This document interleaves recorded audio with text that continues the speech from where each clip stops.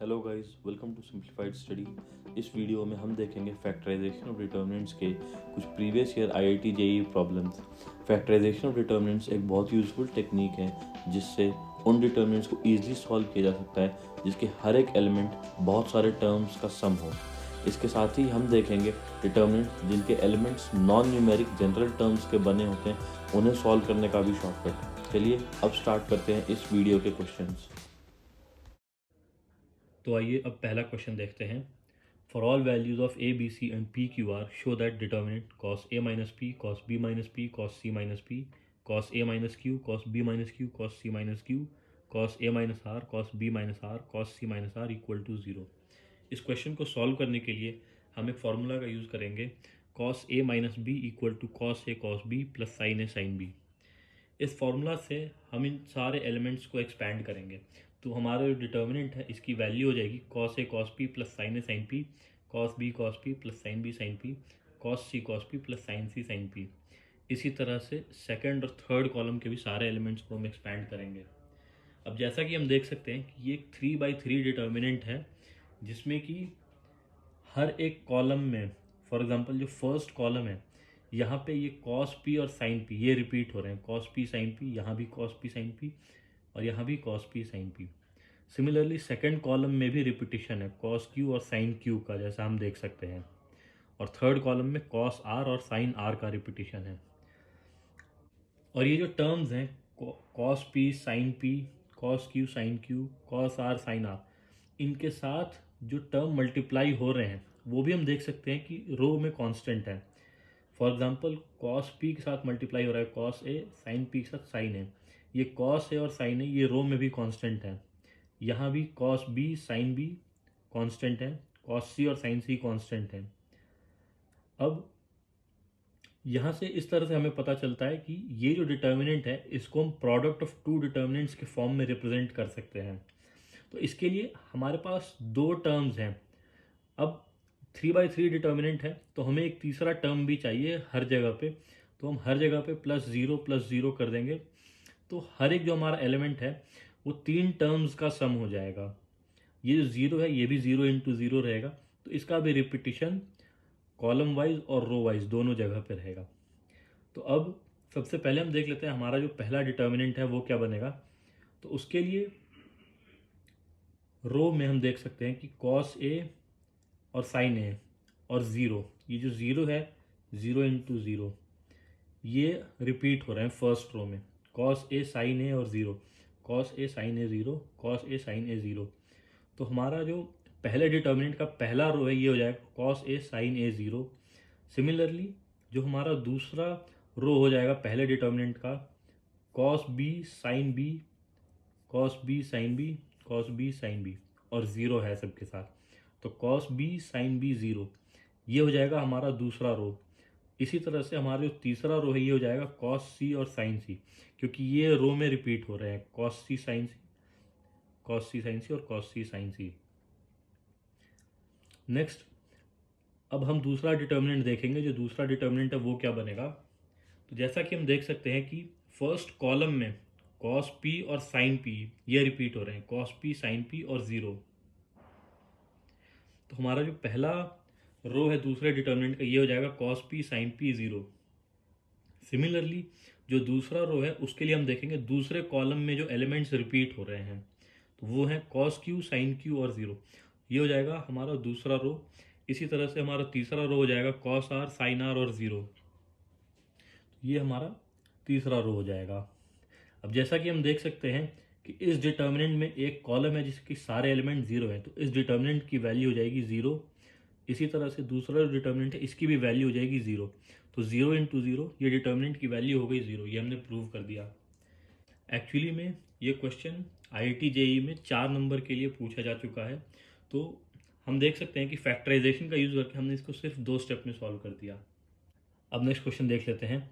If alpha beta not equal to zero and F N equal to alpha to the power N plus beta to the power N and determinant 3 1 plus F one 1 plus F two 1 plus F one 1 plus F two 1 plus F three 1 plus F two 1 plus F three 1 plus F four is equal to K into 1 minus alpha square into 1 minus beta square into alpha minus beta square, then K is equal to, तो यहाँ पे हमें एक function दे रखा है F N, जो कि N पे डिपेंड हो रहा है, अल्फा और बीटा है, एन पे डिपेंड हो रहा है ये फंक्शन, और एक डिटर्मिनेंट डिफाइन किया गया है जो कि f1, f2, f3 और f4 के साथ डिफाइन किया गया है, और इस डिटर्मिनेंट की वैल्यू दी गई है k into 1 minus alpha square into 1 minus beta square into alpha minus beta square, और k की वैल्यू पूछी गई है। अब यहाँ पे f1 जो है ये हमारा हो जाता है अल्फा प्लस बीटा, n की वैल्यू 1 डालेंगे। ऐसे ही f2 हो जाएगा alpha square plus beta square, f3 हो जाएगा alpha cube plus beta cube, और f4 हो जाएगा alpha to the power 4 plus beta to the power 4। In terms को जब हम इस डिटर्मिनेंट में डालेंगे तो हमारा जो डिटर्मिनेंट है, और 3 को हम लिखेंगे 1 प्लस 1 प्लस 1,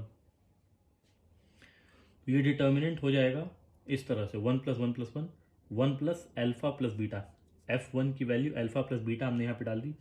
इसी तरह से f2, f2, f3, f4, इन सारे एलिमेंट्स में हमने वैल्यू डाल दी f1, f2, f3, f4 की, तो ये हमारा डिटर्मिनेंट मिल गया।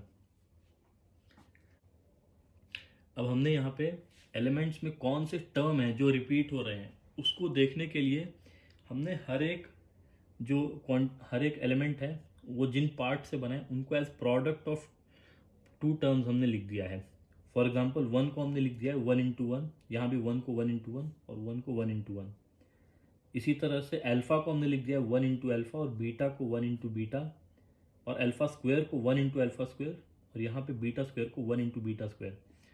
तो जैसा कि हम देख सकते हैं कि यहाँ पे 1, 1 और 1 ये रिपीट हो रहे हैं फर्स्ट कॉलम के हर एक रो में, 1 1 1 1 1 1 1 1 1।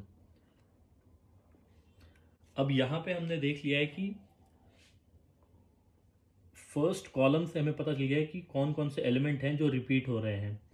इसी तरह से अब हम देखेंगे कि सेकंड कॉलम में किस तरह से हो रहा है। अब सेकंड कॉलम के जो एलिमेंट्स हैं उनको लिखने के लिए हम ध्यान रखेंगे कि रो वाइज जो रिपीटिशन था, फॉर एग्जांपल यहाँ पे ये जो 1 है ये 1 से मल्टीप्लाई हुआ है, तो ये 1 1 और 1 ये रो में रिपीट होना चाहिए।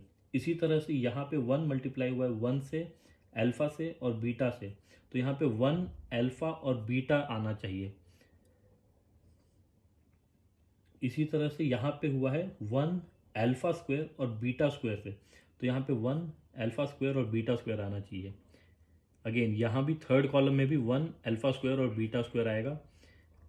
तो इस तरह से हम इसको फैक्टराइज करेंगे हर एक एलिमेंट को जो 3 पार्ट्स में डिवाइडेड है।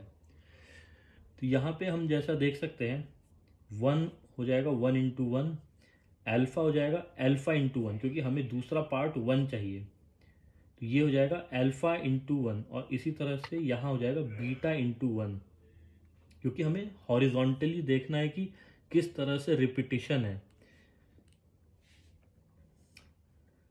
सिमिलरली यहाँ पे अब हम जैसा देख सकते हैं 1 इंटू, यहाँ 1 इंटू अल्फा था, तो ये अल्फा जो है और ये जो बीटा है इनका रिपीटिशन होना चाहिए अलॉन्ग रो, तो हम अल्फा स्क्वायर को हम लिख देंगे अल्फा इंटू अल्फा।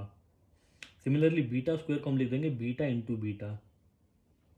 अब यहाँ पे था अल्फा स्क्वायर और बीटा स्क्वायर थे, तो इनका रिपीटिशन होना चाहिए, तो यहाँ पे अल्फा क्यूब को हम लिख देंगे अल्फा इंटू अल्फा स्क्वायर, और बीटा क्यूब को हम लिख देंगे बीटा इंटू बीटा स्क्वायर।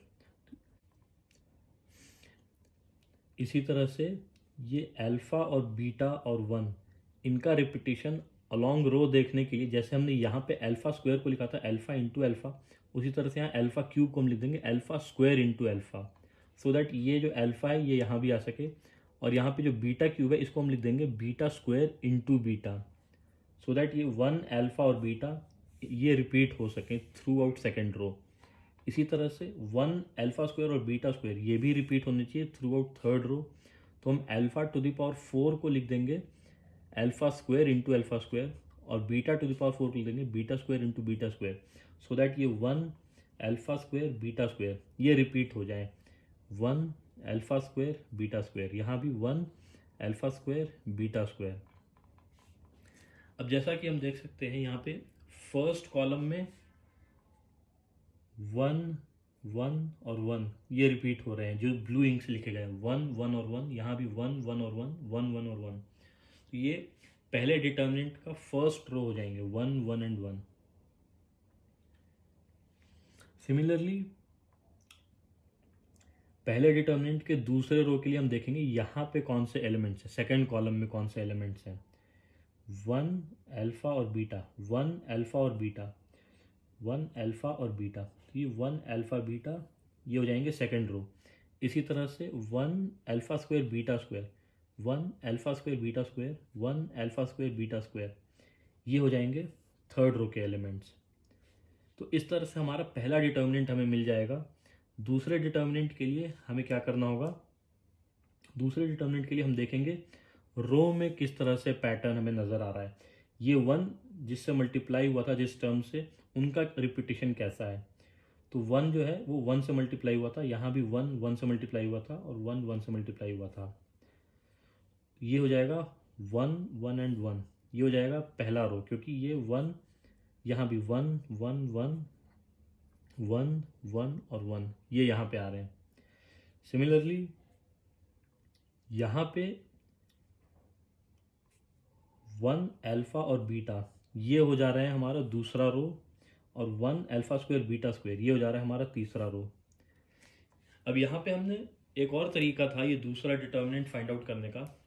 जब हमारा पहला डिटर्मिनेंट हमें मिल गया है तो हम देख सकते हैं कि किसी भी कॉलम में ये जो 1 1 1 1 alpha beta 1 alpha square beta square इनका रिपीटिशन हो रहा है। यहाँ भी 1 1 1 1 alpha beta 1 alpha square beta square इनका रिपीटिशन हो रहा है।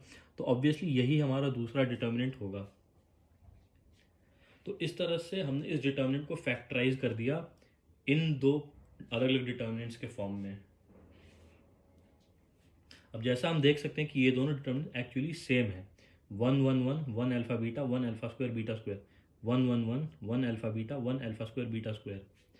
तो इसलिए ये जो डिटर्मिनेंट डेल्टा है ये हो जाएगा इक्वल टू डेल्टा 1 स्क्वायर, जहाँ पे कि डेल्टा 1 है हमारा 1 1 1 1 alpha beta 1 alpha square beta square. अब यहाँ पे हम इस डेल्टा 1 की वैल्यू फाइंड आउट करेंगे। उसके लिए जैसा हम देख सकते हैं कि हम यहाँ पे इन दो एलिमेंट्स को या इन दो एलिमेंट्स को ज़ीरो बना सकते हैं। यहाँ पे हमने किया है R2 को ऑपरेट किया है R2 माइनस R1 और R3 को किया है R3 minus R1, so that ये दोनों एलिमेंट जीरो हो जाए और हम इस डिटर्मिनेंट को सिंप्लीफाई कर सकें। तो डेल्टा 1 ये हो जाएगा हमारा R2 माइनस R1 किया तो 1 माइनस 1 हो जाएगा 0, यहाँ हो जाएगा अल्फा माइनस 1, ये हो जाएगा बीटा माइनस 1। सिमिलरली 1 माइनस 1 ये एलिमेंट हो जाएगा 0, यहाँ हो जाएगा अल्फा स्क्वायर माइनस 1, यहाँ हो जाएगा बीटा स्क्वायर माइनस 1। अब इस डिटर्मिनेंट डेल्टा 1 इसको हम एक्सपैंड करेंगे अलॉन्ग फर्स्ट कॉलम, तो ये हो जाएगा 1 into alpha minus 1 into beta square minus 1 minus alpha square minus 1 into beta minus 1। तो इसको जब हम सिंप्लीफाई करेंगे तो डेल्टा 1 की वैल्यू आ जाएगी alpha minus 1 into beta minus 1 into beta minus alpha. तो डेल्टा 1 स्क्वायर हो जाएगा हमारा alpha minus 1 square beta minus 1 square into beta minus alpha whole square. Question में हमें दिया हुआ था कि डेल्टा जो है वो है K into 1 minus alpha square 1 minus beta square alpha minus beta square, और हमने अभी देखा था कि delta equal to delta 1 square है। तो इस वजह से हम डेल्टा 1 स्क्वायर की वैल्यू और डेल्टा की वैल्यू को इक्वेट कर देंगे। तो यहाँ पे हम देख सकते हैं ये सारे term 1 minus alpha square alpha minus 1 square ये कैंसिल आउट हो जाएंगे, 1 minus beta square beta minus 1 square ये cancel out, alpha minus beta square beta minus alpha square, तो के की वैल्यू हमारी 1 आ जाएगी।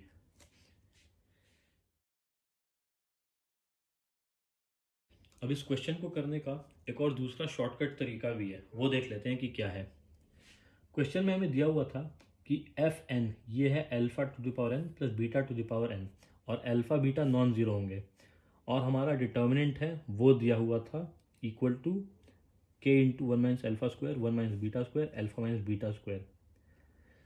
अब यहाँ पे अगर हम चाहें तो हम अल्फा बीटा की जगह पे कोई भी नंबर्स डाल सकते हैं, क्योंकि क्वेश्चन में ये नहीं लिखा है कि ज़ीरो के अलावा ये और कौन सी वैल्यू नहीं ले सकता, तो इसका मतलब वो कोई भी वैल्यू लेगा तो उसको सेटिस्फाई करना होगा इस इक्वेशन को। तो यहाँ पे हमने क्या किया कि हमने अल्फा को डाल दिया -1 और बीटा को हमने डाल दिया 2। फिर हमने F1 F2 F3 और F4 की वैल्यू कैलकुलेट कर ली, यहाँ पे डाल के n की वैल्यू 1 2 3 और 4। तो F1 हो गया हमारा 1, F2 हो गया 5, F3 हो गया 7 और F4 हो गया 17। फिर हमने ये F1 F2 F3 और F4 इन सब की वैल्यू इन डिटर्मिनेंट्स में डाल दी, और ये जो डिटर्मिनेंट है ये हमारा अल्फ़ा बीटा से चेंज होके एक नंबर के फॉर्म में आ गया। इससे एडवांटेज क्या हुआ कि ये डिटर्मिनेंट नंबर के फॉर्म में सॉल्व करना बहुत आसान है, और उसी तरह से ये जिस टर्म के इक्वल है ये भी नंबर के फॉर्म में हो जाएगा, क्योंकि अल्फ़ा की वैल्यू हम -1 डालेंगे तो ये एक नंबर बनेगा, ये भी नंबर बनेगा और ये भी नंबर बनेगा। तो इस तरह से हमने इस डिटर्मिनेंट को जब सिंप्लीफाई किया डेल्टा को, तो इसकी वैल्यू हमारी आ रही है 36। इसी तरह से हमने ये जिस टर्म के इक्वल है उसमें हमने अल्फ़ा और बीटा की वैल्यू डाल दी -1 और 2, तो हमारा ये जो टर्म है ये भी बन गया 36k। तो 36 इक्वल टू 36k हो गया, तो इस वजह से k इक्वल टू 1। यहाँ पे हम अल्फ़ा और बीटा इनकी कोई भी वैल्यू ले सकते थे, लेकिन हमें ध्यान रखना था दो चीज़ों का। पहली बात कि अल्फ़ा बीटा नॉन ज़ीरो होनी चाहिए, क्योंकि क्वेश्चन की कंडीशन सेटिस्फाई करने हैं। और दूसरी बात, अल्फ़ा और बीटा में से कोई भी 1 नहीं होगा, और अल्फ़ा बीटा एक दूसरे के इक्वल नहीं होंगे। अगर फॉर एग्जांपल हमने अल्फ़ा या बीटा किसी एक को 1 रख दिया तो ये राइट हैंड साइड हमारा 0 हो जाएगा। तो k की कुछ भी वैल्यू हो 0 से मल्टीप्लाई होकर ये 0 हो जाएगा, तो हमारी k की वैल्यू फाइंड आउट नहीं कर पाएंगे हम। उसी तरह से अगर हम अल्फ़ा और बीटा इक्वल कर देंगे तो भी ये 0 हो जाएगा और तब भी फाइंड आउट नहीं कर पाएंगे।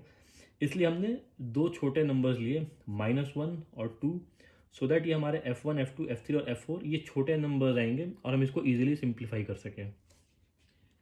तो इस तरह से हम किसी क्वेश्चन में सब्स्टिट्यूट कर सकते हैं अगर क्वेश्चन इन जनरल हमें रेस्ट्रिक्ट नहीं कर रहा है वैल्यू डालने के लिए। तो अब एक और क्वेश्चन देख लेते हैं। Which of the following values of alpha satisfy the equation determinant 1 + alpha square 2 + alpha square 3 + alpha square 1 + 2 alpha square 2 + 2 alpha square 3 + 2 alpha square 1 + 3 alpha square 2 + 3 alpha square 3 + 3 alpha square equal to -648 alpha. यहाँ पे alpha के 4 option दिए हैं और पूछा है कि कौन से होंगे जो इस इक्वेशन को सेटिस्फाई करेंगे।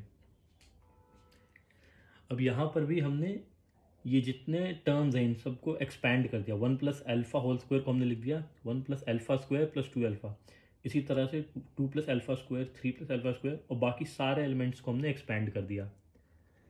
अब यहाँ पर भी हम देख सकते हैं कि ये अल्फा स्क्वायर कॉमन आ रहा है हर जगह पे। फर्स्ट कॉलम में अगर हम देखें alpha square alpha square alpha square, इसी तरह से 2 अल्फा 4 अल्फा जो है ये हो जाएगा हमारा 4 अल्फा जो है ये हो जाएगा हमारा 2 अल्फा इंटू 2।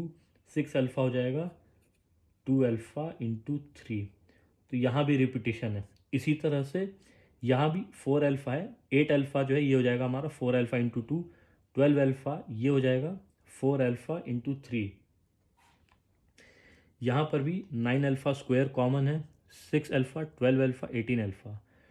तो जैसा कि हम देख सकते हैं कि यहाँ पे कॉलम वाइज भी हमें रिपीटिशन दिख रहा है, इसी तरह से रो वाइज भी रिपीटिशन है। फॉर एग्जांपल ये 1 अल्फा स्क्वायर 2 अल्फा है, यहाँ पे 1 अल्फा स्क्वायर इंटू 4 है, तो यहाँ पे अल्फा स्क्वायर का रिपीटिशन है और 2 अल्फा इसका भी रिपीटिशन है। ये 4 अल्फा 2 अल्फा इंटू 2 है। इसी तरह से यहाँ पे 2 अल्फा इंटू 3 है और अल्फा स्क्वायर का रिपीटिशन यहाँ पर भी है। सेम वे यहाँ पे 4 4 और 4 हैं, alpha square alpha square alpha square है, और यहाँ पर भी 9 अल्फा स्क्वायर और 6 अल्फा। ये सारे टर्म्स जो हैं हम देख रहे हैं रिपीट हो रहे हैं। तो इस वजह से हम इस डिटर्मिनेंट को भी फैक्टराइज कर सकते हैं। अब इसको फैक्टराइज करने के लिए हम यहाँ पे लिखेंगे अल्फा स्क्वायर को हमने लिखा यहाँ पे alpha square into 1 first column में। 4 को हम लिख देंगे 4 इंटू 1। 9 को हम लिख देंगे 9 इंटू 1, ताकि हम हर एक जो टर्म है उसको दो अलग अलग टर्म के प्रोडक्ट के फॉर्म में हम रिप्रेजेंट कर सकें। तो यहाँ पे फर्स्ट कॉलम में हम देख सकते हैं 1 अल्फा स्क्वायर और 2 अल्फा ये आ जाएंगे। 1 अल्फा स्क्वायर और 2 अल्फा। ये जो 4 है 4 हमारा हो जाएगा 4 इंटू 1, तो यहाँ भी 1 आ रहा है, अल्फा स्क्वायर आ रहा है, और जो 4 अल्फा है वो हमारा 2 अल्फा इंटू 2 है, तो ये आ जा रहा है। इसी तरह से 9 जो है ये हो जाएगा हमारा 9 इंटू 1, और अल्फा स्क्वायर को भी हम अल्फा स्क्वायर इंटू 1, 6 अल्फा को 2 अल्फा इंटू 3। तो 1 अल्फा स्क्वायर और 2 अल्फा ये फर्स्ट कॉलम में से आ जा रहे हैं। इसी तरह से 1 4 को भी हम रिप्रेजेंट कर सकते हैं 4 इंटू वन, 9 को रिप्रेजेंट करेंगे 9 इंटू वन, 4 अल्फ़ा स्क्वायर को हम रिप्रेजेंट करेंगे 4 अल्फ़ा स्क्वायर इंटू वन, और यहाँ पे 4 alpha into two, 4 alpha into three. तो ये 1, 4 अल्फ़ा स्क्वायर और 4 अल्फ़ा ये कॉमन आ जा रहे हैं, ये हमें मिल जाएंगे सेकंड कॉलम से। सिमिलरली थर्ड कॉलम में से हमें मिल जाएंगे 1, 9 अल्फ़ा स्क्वायर और 6 अल्फ़ा। यहाँ भी 4 हो जाएगा, 4 इंटू वन, 9 अल्फ़ा स्क्वायर है, 9 अल्फ़ा स्क्वायर इंटू वन, और ये 12 अल्फ़ा है, 6 अल्फ़ा इंटू टू। तो 1, 9 अल्फ़ा स्क्वायर, 6 अल्फ़ा, ये हमारा तीसरा रो हो जाएगा पहले डिटर्मिनेंट का। अब पहला डिटर्मिनेंट हमने फाइंड आउट कर लिया, उसके बाद दूसरा डिटर्मिनेंट हम फाइंड आउट करने के लिए अलॉन्ग रो भी देख सकते हैं रिपीटिशन, या फिर हम देख सकते हैं कि ये जो एलिमेंट्स हैं ये किन टर्म से मल्टीप्लाई हुए हैं किसी भी कॉलम को क्रिएट करने के लिए। फॉर एग्जांपल यहाँ पे हम फर्स्ट कॉलम को अगर हम देखते हैं तो 1 मल्टीप्लाई हुआ है 1 से, अल्फ़ा स्क्वायर मल्टीप्लाई हुआ है 1 से, और 2 अल्फ़ा मल्टीप्लाई हुआ है 1 से। तो ये हमारा पहला एलिमेंट बना है फर्स्ट कॉलम का, तो ये 1 1 1 है। यही हम यहाँ भी देख सकते हैं 1 मल्टीप्लाई, ये जो 1 है ये 1 से मल्टीप्लाई हुआ है, तो ये पहला टर्म बना है। फिर जो 4 अल्फ़ा स्क्वायर है ये भी 1 से मल्टीप्लाई हुआ है, और 4 अल्फ़ा ये भी 1 से मल्टीप्लाई हुआ है, तो ये 1 1 1 का रिपीटिशन है थ्रू आउट। सिमिलरली ये जो दूसरा टर्म है, दूसरा एलिमेंट है फर्स्ट कॉलम में, ये कैसे बना है, तो ये हमारा बना है 4 को मल्टीप्लाई किया है 1 से, तो ये बना है 4, अल्फ़ा स्क्वायर को हमने मल्टीप्लाई किया 1 से, तो अल्फ़ा स्क्वायर है, तो ये 4 हो गया, ये 1 हो गया। सिमिलरली 2 अल्फ़ा को मल्टीप्लाई किया हमने 2 से, तो ये 4 अल्फ़ा हो गया। नेक्स्ट फर्स्ट कॉलम के थर्ड रो के एलिमेंट को हम देखेंगे तो हमारे इस दूसरे डिटर्मिनेंट का थर्ड रो में मिल जाएगा। 1 को हमने मल्टीप्लाई किया है यहाँ पे 9 से, तो हमारा 9 आ रहा है, तो ये टर्म हो जाएगा 9। सिमिलरली अल्फ़ा स्क्वायर को हमने मल्टीप्लाई किया है 1 से, तो यहाँ अल्फ़ा स्क्वायर आ रहा है, तो यहाँ पे आ जाएगा 1। सिमिलरली 2 अल्फ़ा को हमने मल्टीप्लाई किया है 3 से, तो 6 अल्फ़ा आ रहा है, तो यहाँ आ जाएगा 3। ये जो डिटर्मिनेंट है 1 1 1, 4 1 2, 9 1 3, ये यहाँ पर भी मल्टीप्लाई, ये यहाँ पर मल्टीप्लाई हुआ है, तो हमारा फर्स्ट कॉलम हमें मिला है। सिमिलरली अगर इसको चेक करेंगे तो ये 1 4 अल्फ़ा स्क्वायर और 4 अल्फ़ा इनसे मल्टीप्लाई होकर इसने सेकंड कॉलम क्रिएट किया था, और 1 9 अल्फ़ा स्क्वायर और 6 अल्फ़ा इससे मल्टीप्लाई होकर थर्ड कॉलम क्रिएट किया था। तो किसी भी कॉलम के अलॉन्ग हम इसको चेक कर दें, ये हमारा यही डिटर्मिनेंट आता। अब इसके बाद हम इस डिटर्मिनेंट को सिंप्लीफाई करने के लिए यहाँ सेकंड कॉलम से अल्फ़ा स्क्वायर और थर्ड कॉलम से 2 अल्फ़ा कॉमन ले लेंगे, तो अल्फ़ा स्क्वायर 2 अल्फ़ा कॉमन आ जाएगा। तो उसके बाद ये 1 1 1 1 4 9 और 1 2 3 रहेगा। अब यहाँ पे 1 2 3 यहाँ भी सेकंड थर्ड कॉलम है, लेकिन यहाँ पे 1 1 1 और 1 4 9 ये इंटरचेंज है। तो अगर हम इस डिटर्मिनेंट को मान लेते हैं हमारा delta, alpha square into 2 alpha into delta है ये, अगर तो ये हमारा माइनस डेल्टा हो जाएगा। डेल्टा है हमारा 1 1 1 1 4 9 1 2 3, 1 1 1 1 4 9 और 1 2 3, ये हो जाएगा 2 अल्फ़ा इंटू 1, ये 4 अल्फ़ा जो है ये हो जाएगा हमारा 2 अल्फ़ा इंटू 2, और 6 अल्फ़ा हो जाएगा 2 अल्फ़ा इंटू 3। तो हमने 2 अल्फ़ा कॉमन ले लिया यहाँ से, तो ये इस तरह से होगा।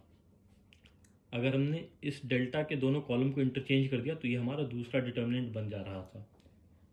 तो इस वजह से हमने इसको लिख दिया है alpha square into 2 alpha into delta into minus delta. अब यहाँ पे इस डिटर्मिनेंट डेल्टा को हमने सिंप्लीफाई किया, रो ऑपरेशंस किया हमने थर्ड रो और सेकंड रो पे, सो दैट ये दोनों टर्म जीरो हो जाए, और वैल्यू निकाली तो इस डेल्टा की वैल्यू आ रही है हमारी -2। तो हमने -2 यहाँ पे डाला, तो ये 2 अल्फ़ा क्यूब हो जाएगा, और -2 इंटू माइनस ऑफ -2 ये -4 हो जाएगा, इक्वल टू -648 अल्फ़ा है, क्वेश्चन में हमारा दिया हुआ था। तो अब इसको सिंप्लीफाई करने के लिए हमने यहाँ पे 648 अल्फ़ा को LHS में ले गए, और जब सिंप्लीफाई किया तो इसकी वैल्यू आ रही है 8 alpha into 9 minus alpha into 9 plus alpha. तो यहाँ से अल्फ़ा की वैल्यू हो जाएगी 0, 9 या -9, सो दैट ये इक्वेशन सेटिस्फाई हो सके। तो 0, 9 और -9 में से क्वेश्चन में 9 और -9 दे रखा है, तो इसका मतलब इस क्वेश्चन का आंसर होगा 9 और -9। होप आपको इस वीडियो से प्रॉब्लम सॉल्विंग में हेल्प मिलेगी। अगर इस टॉपिक से रिलेटेड आपके कोई और क्वेश्चंस हैं तो आप उन्हें कमेंट सेक्शन में पूछ सकते हैं या हमारे फेसबुक ग्रुप में पूछ सकते हैं, जिसका लिंक वीडियो डिस्क्रिप्शन में दिया गया है। लेटेस्ट वीडियोज़ के लिए हमारे चैनल को सब्सक्राइब कीजिए। Thank you.